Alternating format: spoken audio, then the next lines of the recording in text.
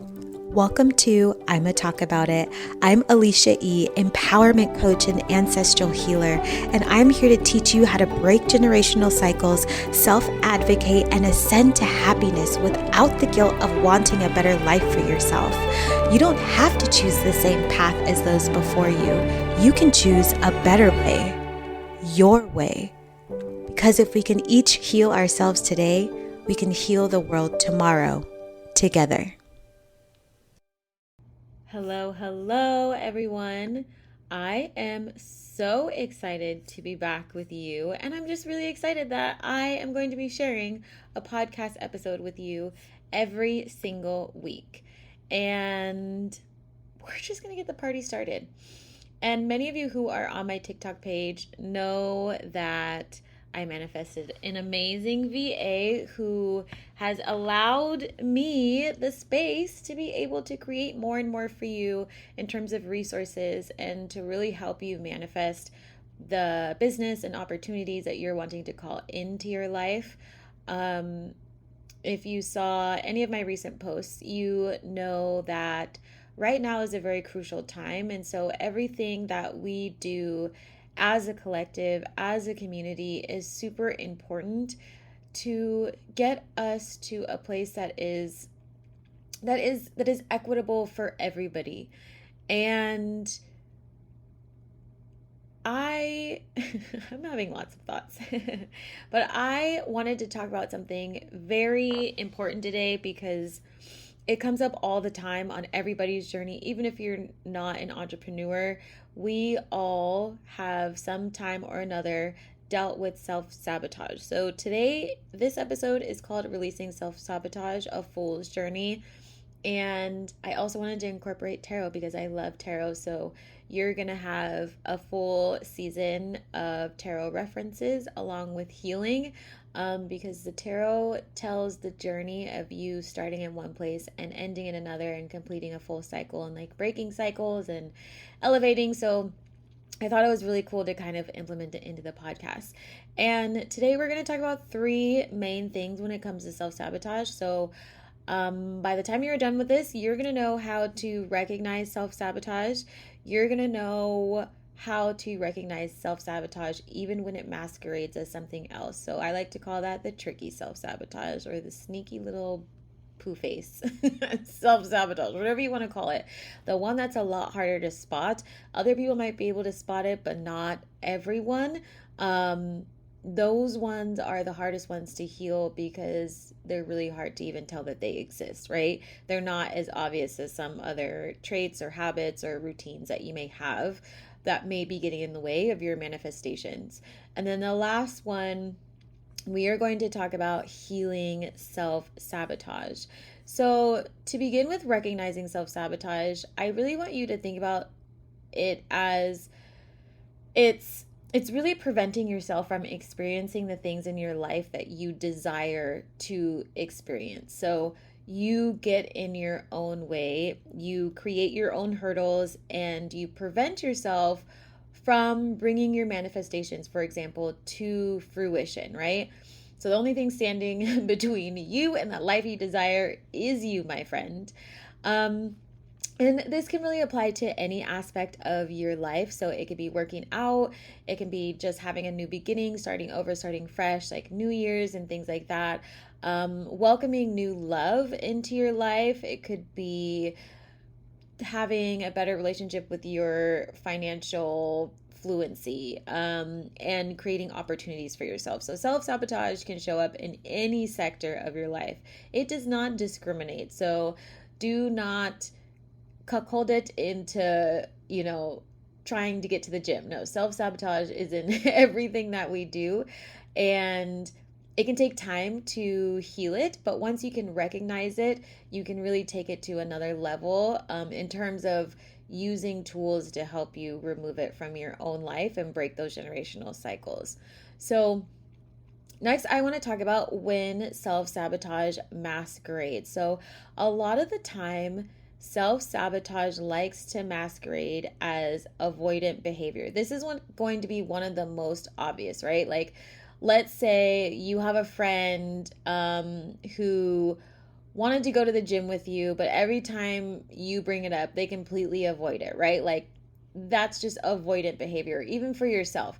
Maybe you know that you are trying to create this new project. Maybe you want to be a performer, but you're not doing your training. You're not creating your profiles. You're not taking photos or, having things prepared. So when you are presented the opportunity to perform, you have everything together, right? This is avoidant behavior.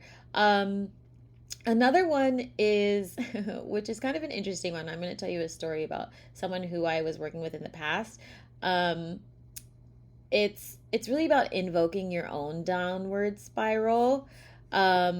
And a lot of people don't think they do this, but they actually do it more than they think. So I had a client in the past really who really cared about what other people thought, and so they worked really hard to ensure that people approved of their behavior. They made sure they showed up at work, they took on extra projects, and when it came time to a particular evaluation, it was almost like they were doing this thing that I like to say: you hype yourself up for failure.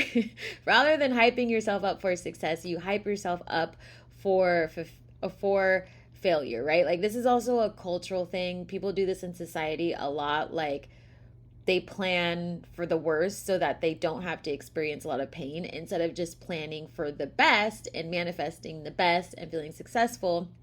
It became almost a week of being like an oracle who was not so great at predictions. Like it wasn't based on anything aside from, past traumas, which is actually real, but they weren't giving themselves the opportunity to receive good news, nor were they doing anything to help them prepare to make the situation better or to just be available in a higher frequency. So that is a way that self-sabotage can really masquerade. And so if you find yourself, I'm blanking on the phrase for it, but catastrophizing your life where, you're really heading into this huge catastrophe and there's no way you're going to be out of it, and you got to start planning, blah, blah, blah. And then it lasts for days or it goes into weeks. And then before you know it, it's 3 or 4 months later and you still haven't moved. You still haven't left your job.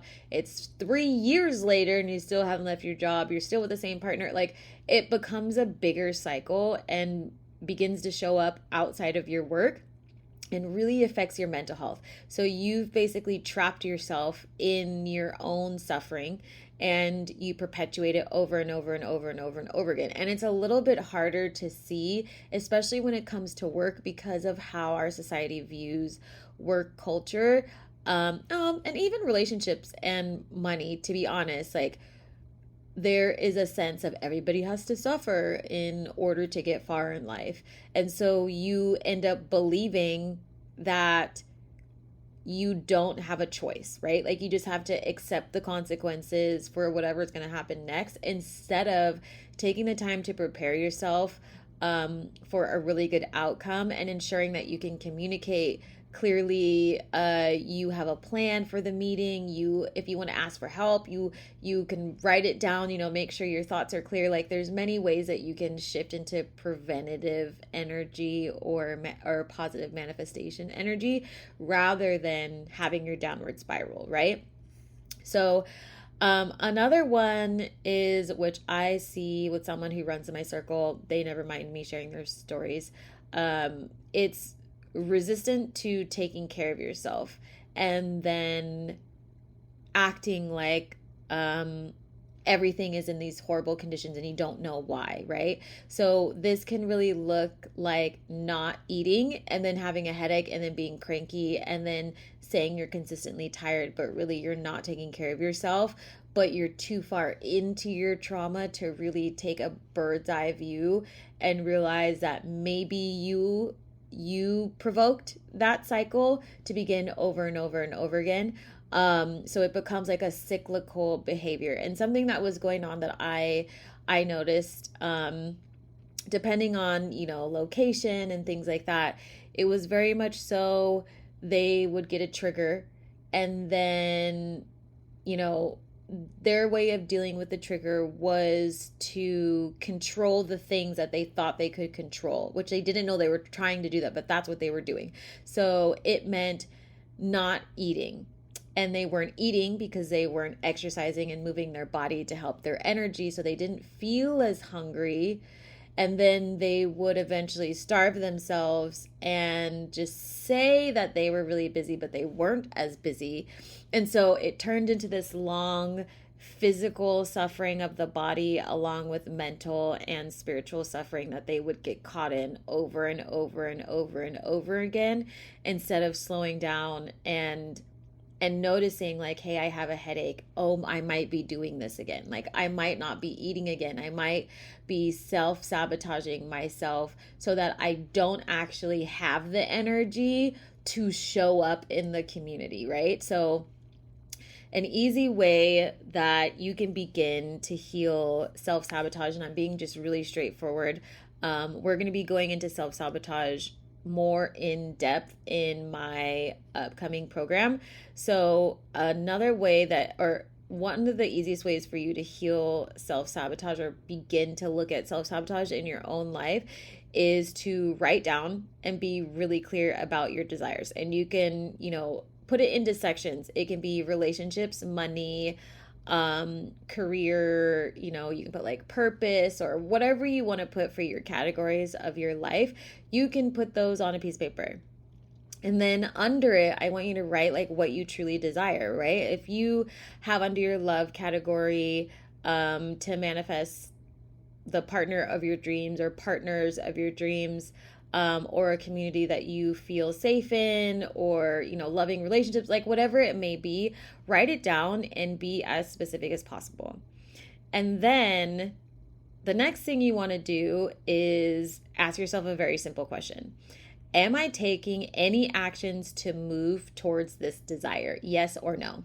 And I want you to keep it as simple as that, because if you try and write down an entire paragraph about whether or not you are taking action and you're already filled with anxiety and self-sabotage, it's going to be very difficult for you to answer the question. So just, am I taking any action towards my desire? Yes or no, right? And you can write yes or no under each category. And if the answer is yes, and what a yes really looks like is, say you are that performer. Did I do like my stretches today? Yes or no? Did I do my singing routine today? Yes or no? Did I create a profile? Yes or no, right? Like, there are things that you can do to move your energy towards your dreams, right?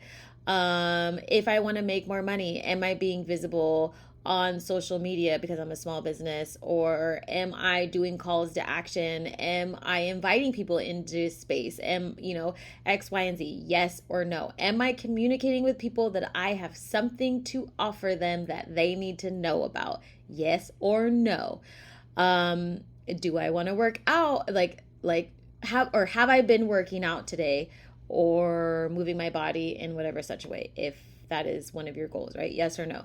So again, keep it really simple. And under your yes or no, you can then go into why, right? Like, why yes and why no, or one or the other. So if you have a dream to be a performer and you are not doing any of your exercises, why is that? And I want you to be really honest, like be as unbiased as possible. And I don't want you to write down, I'm tired, or like, I don't know. I don't know, maybes, anything vague. All my clients know this. Anything vague is not allowed.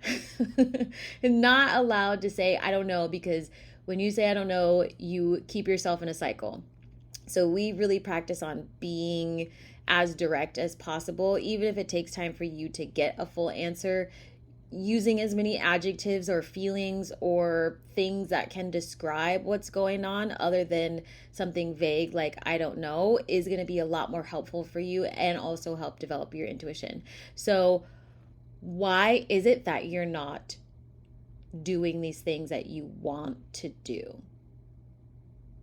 Do you feel fear about it? Do you feel like you don't have enough time?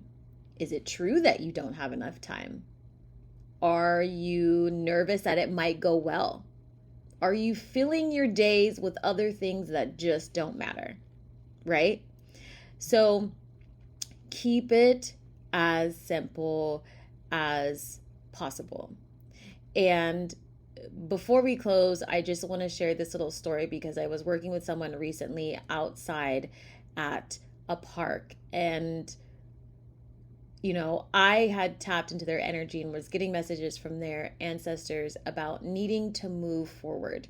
But there was a block around having fun, receiving fun, allowing their inner child to come out, right? Receiving anything good was hard for them to do. And there was an exercise around, Spirit had said, take them to a soccer field, whatever. So we go to the soccer field and we were talking about how they loved playing sports, but they weren't playing sports. Like, they didn't have any sports stuff with them. They would sometimes talk about it, but they avoided it because it was really hard for them to face. And so then one of the exercises that we did was to play invisible soccer to see, right? To see what was really going to come up. And just that question alone was very, very triggering and gave a lot of intel, I would say, or revealed a lot about what they were experiencing. There was the shame of people thinking they were stupid. There was the fear of doing something stupid, being resistant to having fun, even though their inner child wanted to do it. There was the shame of shaming themselves and their inner child, even though they know they would never shame a child like that. And then there was the energy that was stuck in their body, their physical body, that kept them from physically moving because they were terrified and resistant to change. Like, their physical body had been self-sabotaging so much that it no longer wanted to move. And this is why it's so important to pay attention to what your mind, body, and spirit are doing, because your physical body, if your trauma goes far enough, which most people does, will begin to restrict you from doing things that are good for you or experiencing things that are fun for you or healthy for you. And it becomes like a freeze almost, but with anger and frustration, because right below that is pain and mixed emotions and things that they've heard from growing up and feeling inadequate and holding on to something that feels familiar, but they don't really hold on to. And so we stood there for quite a bit of time talking it through, really reflecting on the resistance to receiving. And immediately there was like a breakthrough after we had gotten to a really beautiful level of, are you ready to release that self-sabotage, right? Like, that is a huge part of healing self-sabotage is, are you ready to fully let it go? Just like, other emotions like fear and sadness and anger. Are you ready? Are you ready to experience something new that maybe you've never experienced before? Like, maybe you've never experienced freedom and ease and joy, and still had financial stability or still had a community, or, like, all of this is new. So in order for your body and your mind and your spirit to receive it, you have to be ready to receive it. You have to say that you are ready. You have to energetically say that you are ready. And when we did that, there was a big release, a lot of tears, a lot of panicking. And one of the best things that you can do is if you are able to move your body. So I am I'm also a yoga instructor and I do other breath and movement, and so I immediately started to help them move their body in a really gentle way. And you could physically see their body shaking. You could physically see their body fighting it. You could physically see the tears coming out, but them wanting to move forward. And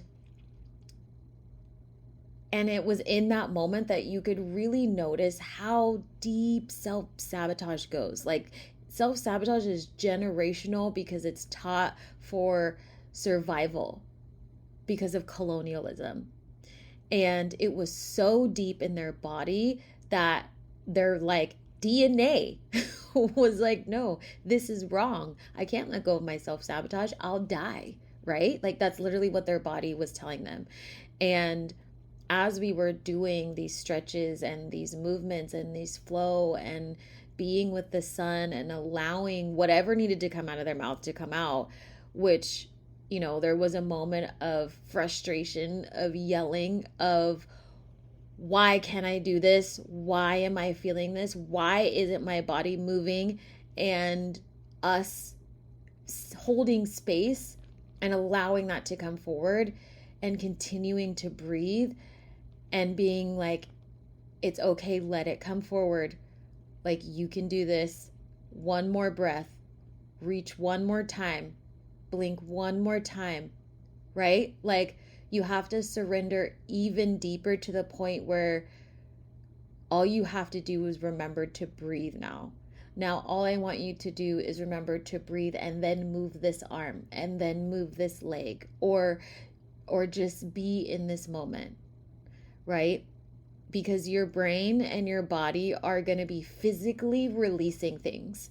And the best way to calm yourself down is with breath and movement and being grounded and centered, to allow it to pass, to allow it to leave your body. And by the end, they stopped shaking, they stopped crying, they started smiling, they felt better. And they started doing things that were more advantageous for them. They started moving towards their goals. They started to not overthink as much. And I, again, just wanted to share that because it's important that we understand as a collective and as a society that self-sabotage is like the number one thing that keeps everybody from being happy, because we're taught to not be happy. We're taught to suffer.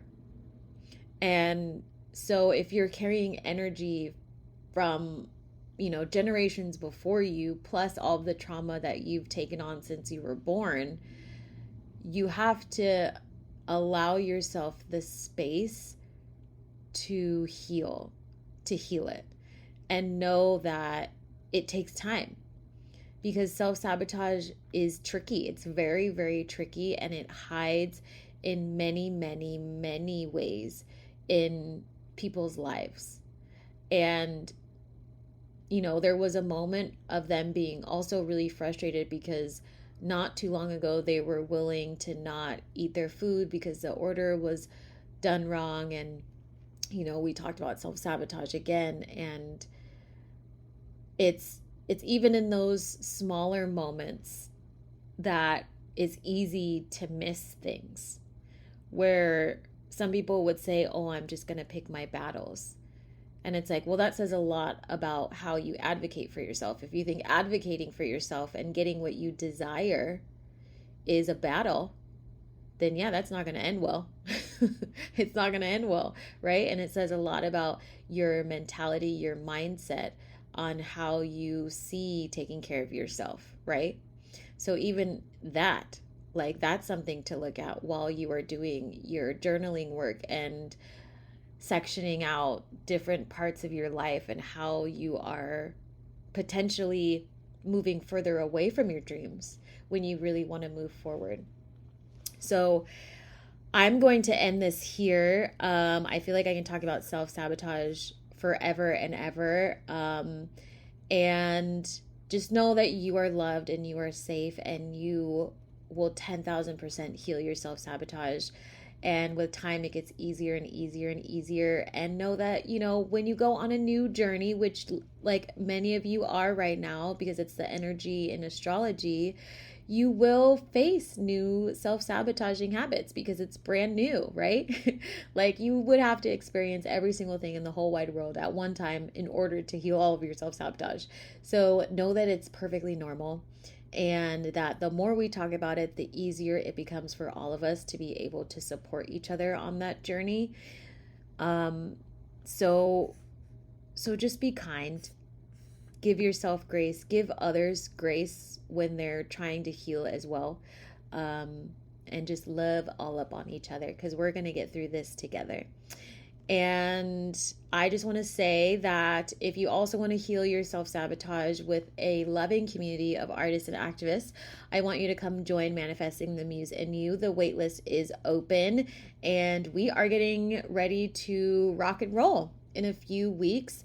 And we're really going to build a resistance for what is going on in this world, politically, socially.